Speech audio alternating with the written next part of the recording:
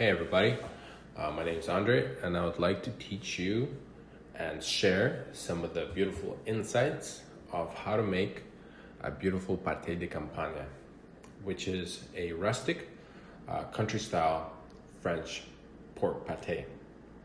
So as you can see, I'm outlining some of the ingredients that are necessary for this preparation. We have brandy, we have pork, we have duck, we have spice. There's a little bit of bacon.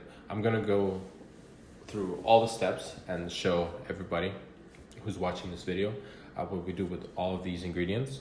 You can see me show off truffle here, but fundamentally this is pork plus chicken livers plus a little bit of bacon. There's some pistachios that I'm showing here, and here's the chicken livers, beautiful. But fundamentally this is a meatloaf, if you can conceptualize it as such.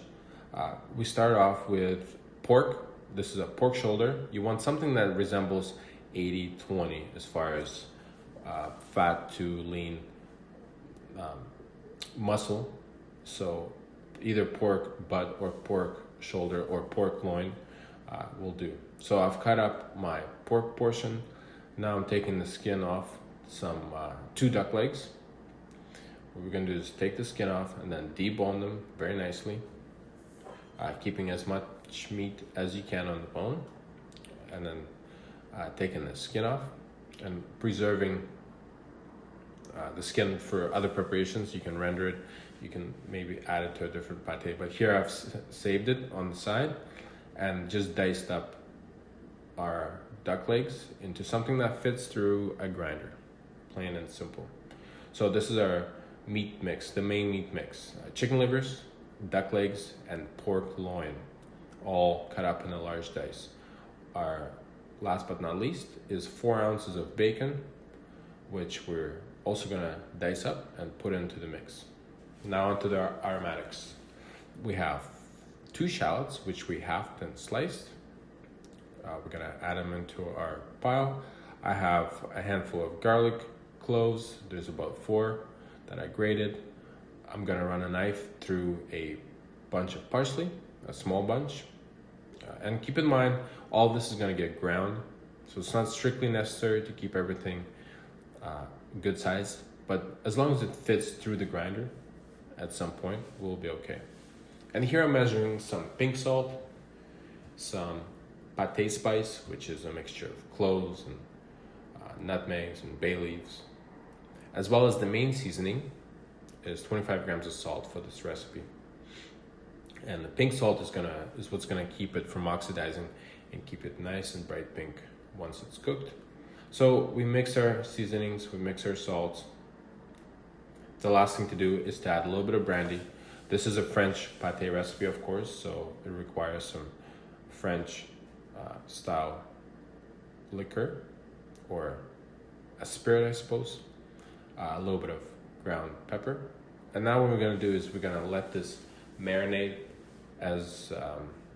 for a few hours. We're gonna mix everything nicely. And you can think of this as flavor development.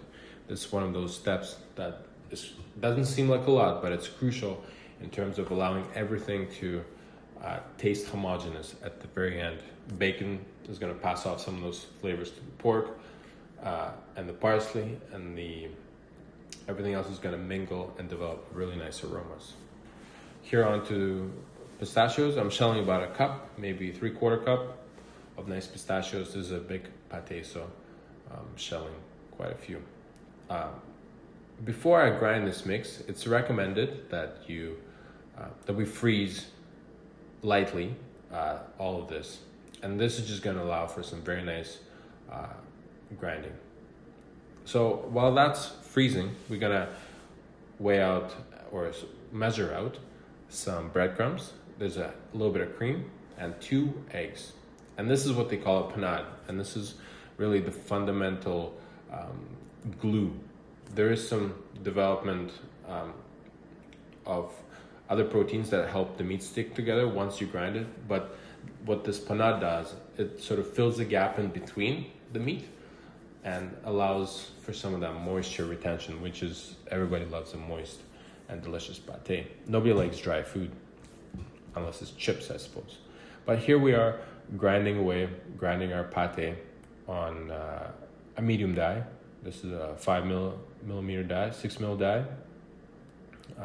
And we just pass it through once. This is a coarse country style pate. In goes our panade mix. And this is where you start mixing and bring all of our work together before it goes into our terrine mold.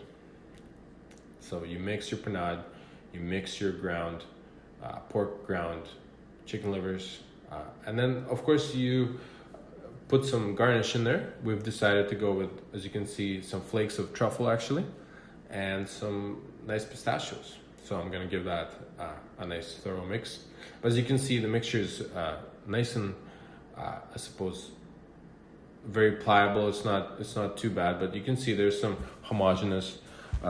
It's a nice homogeneous meatball-like mixture. So it's very nice. Yet it's somewhat loose, you could say. It's not too stiff. And that's just a sign of how much moisture truly is in the pate. Okay, so onto the bacon here. It's just a really nice addition to making the outside of the pate look great. This is, it will flavor things. It is nicely seasoned and whatnot. It is bacon, but fundamentally what it does is just it makes a nice outside layer. This is truly one of those things where you can do ham, you can do some nice fat on the outside, you can do bacon, you can cover and protect your pate, or you can go without. This pate can be cooked in this terrine mold as is, without any decorative pieces on the outside. But it is quite traditional to wrap it in some fat. Okay, so here's my last 3 pieces of bacon go on top, and the little edges that were sticking outside, we're just gonna fold them over and stick them together. Make sure everything's nice. And I'm doing one last pack down. Make sure there's not a lot of air bubbles. Everything's coming down, getting put into that terrine mold nicely, and here goes the lid. Okay, so now on to baking. One of the more fundamental principles in this is to not overcook it. We have to make a nice mix, and then we have to cook it nicely. And what nice means is, to me as a chef, I guess, is when you don't overcook it. It has to be cooked just right at 350, and this little probe does wonders for that.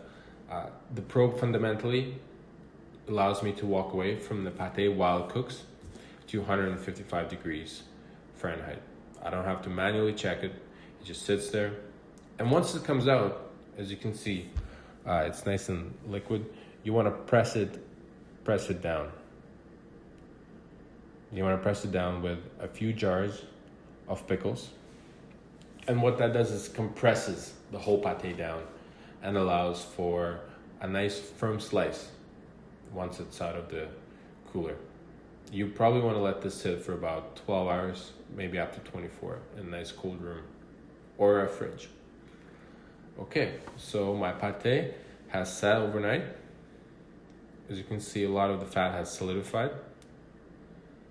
What we're gonna do to get the pate out is just pour some nice hot water around, and that will allow for the pate to come out. As you can see, look at that beautiful outside sort of little coat of bacon that we've produced. Absolutely beautiful. And look at pistachios, bright green, absolutely exciting. Very nice to bite into. Pork and pistachios are great. You could do apricots in here, you can do cherries. There's so many nice little inlays and garnishes that we could do. You can do whole duck breast skewered, laid in there. Absolutely fantastic. And one of my favorite ways to enjoy this is, of course, very in theme, rustic country style bread, beautifully toasted, some nice Dijon mustard, a big bite of the pate, and of course, as you can see, it looks absolutely stunning, and it tastes delicious too. Well, thanks for watching.